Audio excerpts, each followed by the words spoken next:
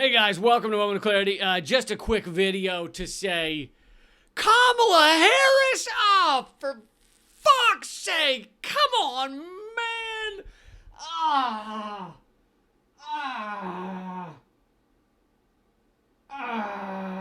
I mean, I'm not shocked. What do you expect from this fucking dumpster fire of an empire? But you can still be disgusted even if you're not shocked. You know, it's kind of like if you had a dog that always was taking dumps on your couch. And then he took a dump on your couch. You wouldn't be shocked. You'd just be disgusted.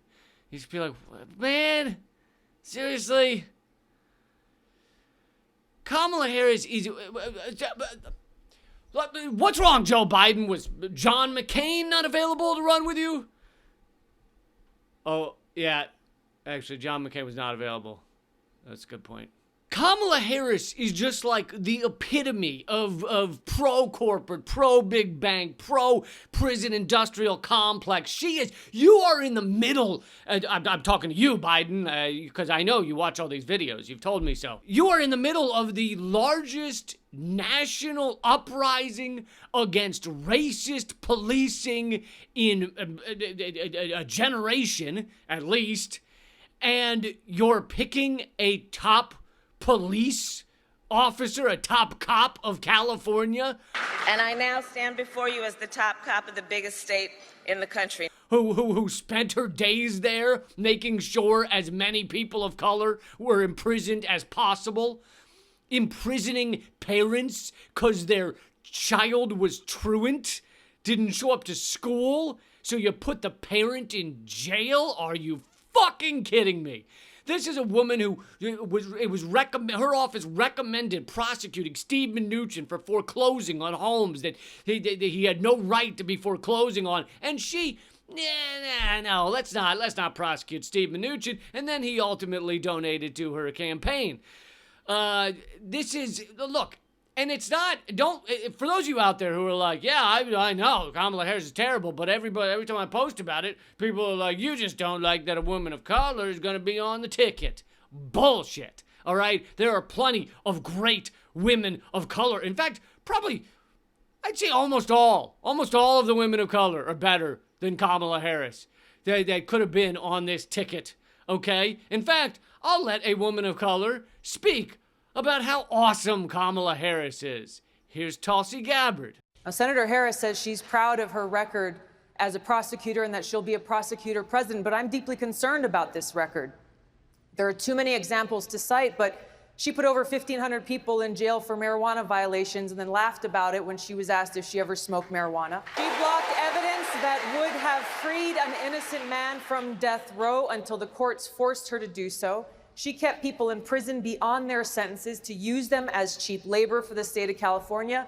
And she fought to keep cash bail system in place. That impacts poor people in the worst kind of way.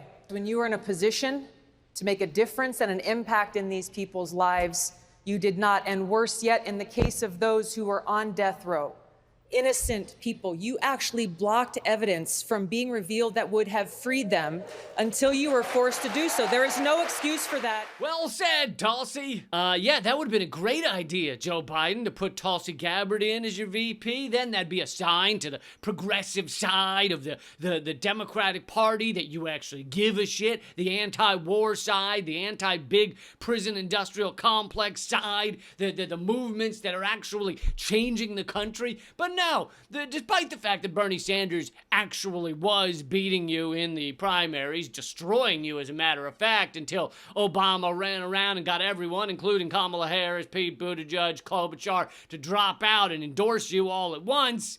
Yeah, maybe you wanted to put a sign to the Bernie Sanders side of the party that you actually give a shit. But no, these corporate Democrats don't give a shit. They just want to keep ramming it down everyone's throats that they are the most corporate, pro-war, pro-McCarthyism, pro-corporate destruction of the world party that has ever existed, gone under the moniker Democrat. This is the nail in the coffin to just for the corporate Democrats to just fucking shove it in there. Just, we won. Yeah, you won because you have a lot of goddamn money, all right? That's what it comes down to, isn't it? And in fact, Li Feng at The Intercept tweeted out that Kamala Harris won her first election the old-fashioned way. Big money, police endorsements, and fear-mongering about crime. She is a cop, all right? And not one of the good guys. She's one of the worst kind of cops. The kind that put people away for smoking a joint. And then when she's asked whether she smoked pot, she laughs about it. Ha ha ha ha. I'm one of the ruling elite. I can smoke pot and not get arrested. Unlike you small people. In fact, let's see how Kamala Harris views protesters who march around demanding, give up time in their day to go out and demand that policing be restricted in this country, that we don't need fucking idiots with guns on every corner in this country, that we don't need 1,000 dead and millions locked up. What is it, 8 million people in this country that are either behind bars or at some point in the criminal justice system right now? We have 5% of the world's population and 25% of the world's prisoners. So Kamala Harris should be running around talking about how this is a crime against humanity. Why the fuck are so many people in prison? But instead, no. Here's what she thinks of people who protest against the prison industrial complex. Okay, so I say with all love and warmth that part of the concern also for people who are progressive thinking and liberal-minded, or just progressive thinking in terms of just fix it, is that we all have these posters in our closet that is attached to a stick that we sometimes will card out when we're talking about criminal justice policy and those statistics that you first heard when we opened it up, incarceration. Oh, God, this is disgusting.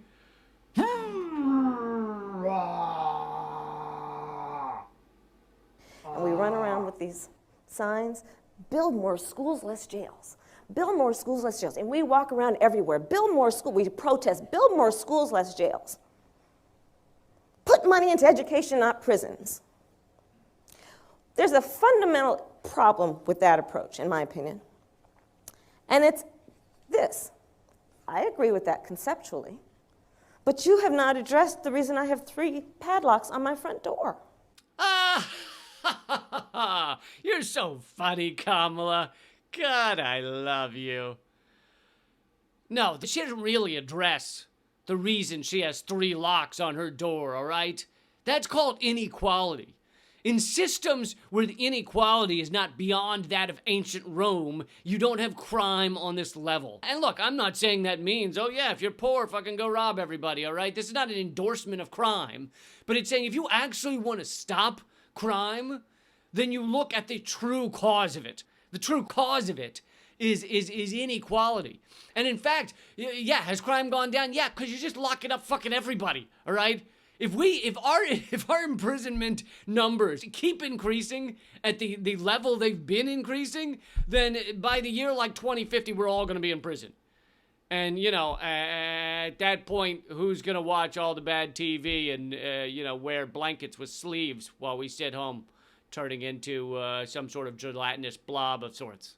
Who? In fact, if you want to really see who Kamala Harris is, just look at who's excited about her as presidential candidate. Just look at who's thrilled, all right? Literally, there's already been articles about how thrilled Wall Street is with Kamala Harris as VP. CNN is jizzing out their mouths, and it's not pretty to watch, okay? MSNBC, fucking thrilled because you have a pro-corporate candidate as VP. Because you can say the whole Biden ticket now is just big banks and fucking corporate buddies. That's all it is. Biden's biggest contributor throughout all his years in government has been banks and credit companies, okay? That's who supports him the most. Wall Street is thrilled with this pick. CNN is thrilled with this pick. The neoliberal fucking goons that have brought us down a path of endless war and endless environmental destruction. They are thrilled at Kamala Harris as a VP, especially when Biden's about to keel over any minute. David Korn at MSNBC, Mr. Russia, Russia, Russia, he says, this pick gives Biden vibrance, youth, and energy. Ah, yes, the vibrance, youth, and energy of bowing down to corporate America and doing whatever the fuck they want.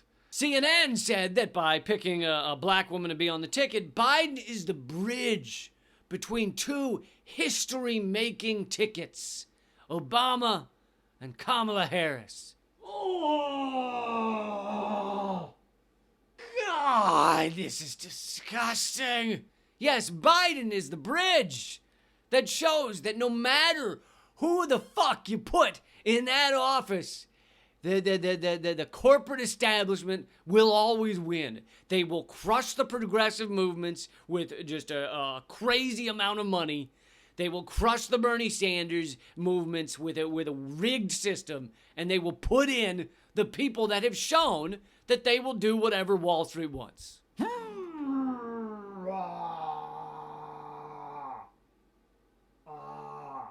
CNN or MSNBC, one of them, also said this shows how much Joe Biden values black women in our country.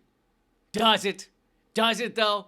How about you ask the black women that Kamala Harris put in prison because their kids weren't showing up to school enough? How about you ask the black women that were put into prison because Kamala Harris was set on prosecuting as many pot smokers as possible? How about you ask the black women who were not released out of prison because early release was recommended because the California prisons were so overcrowded that it was a fucking, like I said earlier, a crime against humanity. You have people packed in. It's a form of torture.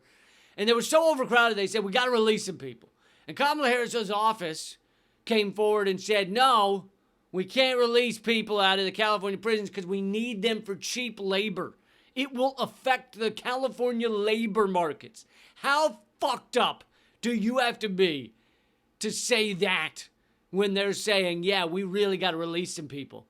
Non-violent, quote-unquote, criminals because their kids didn't show up to school or they were caught with a joint by racist cops who are only policing black neighborhoods. So anyway, ask those black women whether they feel Kamala Harris really represents them. Ask so many Black Lives Matter protesters, the real ones, the ones that are actually out there, not the ones who claim to be and then, they love Kamala Harris. Ask the real ones. Ask them whether this really shows they're respected. If Joe Biden actually respected women of color, he would have picked someone like Nina Turner, all right? There are plenty people of color who could have been wonderful VPs for Joe Biden. But no, he can't have that. He needs the one the corporate establishment adores. That's what it comes down to. The one with the big money donors. That's what it comes down to. But no, Joe Biden can't pick somebody like Tulsi Gabbard because the military doesn't like her anymore. Because she's a veteran who actually stands up for ending our military imperialism. And he can't pick someone like Nina Turner because Nina Turner believes that politicians should represent everybody, not just the wealthy. Does practical mean that the 89 or so million people who are uninsured or underinsured in this country continue to suffer? Does being practical mean that we don't take steps in this country to deal with climate chaos and bring world leaders to bear? Does being practical mean that we continue to prop up a legal system that is unjust in every stretch of the imagination, that bears its weight down on black men and black women, and then by extension, if you are Hispanic or indigenous or poor? Does being practical mean that we don't say to the American people that you deserve better than what you are getting? That's not the kind of practicality we want. Does practical mean that that you hold fundraisers and wine caves with Swarovski crystals with billionaires who want to control this system, does practical mean we continue to go with the status quo while 500,000 people sleep on the streets at night? That's not practicality. People do want to defeat President Donald Trump, but they also want to know that they're going to have a fighter in the White House that's going to take it all the way, that's going to go ham on this system that has oppressed them. And so I reject, and so do the American people, the whole notion that you cannot say to a system that it must change and also push a dream and a vision that is bigger than what we have right now. Who wants somebody that's saying to the workaday people of this nation, I'm going to run for office, but you only going to get more of the same? That doesn't work. Nina, that was terrible for your career. You can't say shit like that and get the top offices. No, you gotta do like Kamala Harris and prove that you're with Wall Street every step of the way. And then beyond all this, there's the final point, which I know you probably won't even get from most of your progressive commentators out there who may hate Kamala Harris. You probably won't get this on most of the independent outlets because it's not good for their business. It's not, the type of thing they really want to be saying. But the truth is, don't waste your time yelling about the VP pick. Okay, you can do like I just did. Devote 5 minutes to it and then just be fucking done with it. All right, the vice presidential pick barely matters.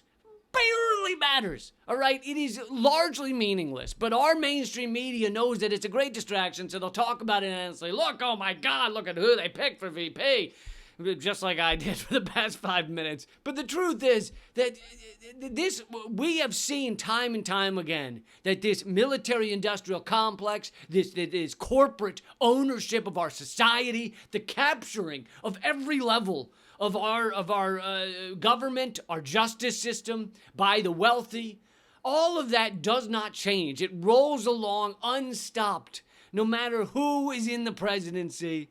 Donald Trump is a catastrophe and an idiot, and he's pushing us closer to nuclear war, I will say that.